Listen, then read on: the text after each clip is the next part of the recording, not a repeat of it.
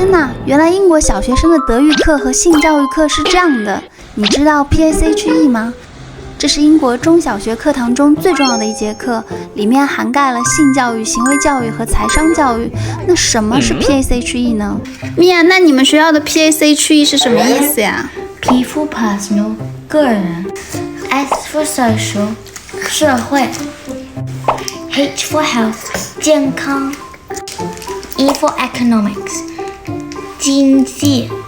米娅今年读英国小学6年级，他们今年的课程主题有3个。第一，良好的关系建立和生理发育。其实这个关系不单单指男女朋友关系，还有家庭关系、友情关系等等。这中间最重要的概念是 permission and relationship in consent， 获得对方的许可。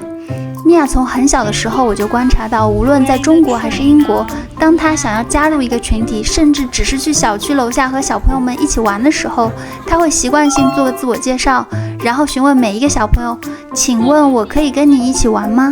当时小区的大爷大妈都觉得米娅这个小孩很古怪，但后来想想，因为教育模式不同，得到对方的许可这件事就成为这里长大孩子一个基本准则，当然也为日后健康的性许可和性教育做了良好的铺垫。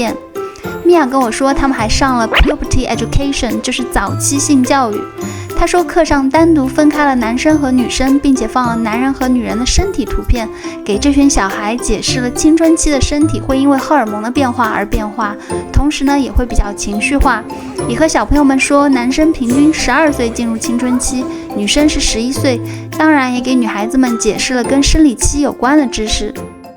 第二，网络危险和心理健康。前几年口罩时期，小朋友的网课频率增加，也导致了很多小孩依赖电子产品、社交媒体，从而减少人和人面对面的交流，缺乏跟人交流的能力。所以老师在几节课里面就教育他们，在学校遇到被孤立、被欺负，在网络上遇到被造谣、被霸凌的情况，一定不要忍气吞声，也不要去跟霸凌者硬刚，保持冷静，节省精力，然后好好跟老师、家长、学校沟通。最后是令我最惊讶的财商教育。米娅的小学已经引入了 ESG 的概念。其实 ESG 是一种企业价值评估，这3个字母的意思是环境 environment、 社会责任 social responsibility 和公司治理 governance。 它不同于传统上对企业财务绩效的评价，它是一种关注企业环境、社会责任和公司治理绩效的投资理念和企业评价标准。然后小朋友会在课堂上看 BBC 的 News Around 少儿新闻频道，老师呢给出不同的社会事件和企业案例，让小朋友们发散思维去看目前的社会问题和经济状况。当然了，从米娅1年级开始，其实他们的森林课程、野外生存也是纳入这门课的体系。而6年级上学期，他们还在这门课加入了烹饪技能。基本上，米娅每周回家都会带点亲手做的蛋糕、饼干，甚至还有蛋炒饭。我觉得比较特别的是，米娅跟我说，他们的课程都是讨论和辩论的形式，而不是老师上课念稿子。总之呢，我看了都很想学，觉得很实用，可以教孩子认清社会，建立跟家庭、社会良好的联系，同时还教了实用技能，无论是生存、烹饪，还是职业发展、企业教育和财务能力。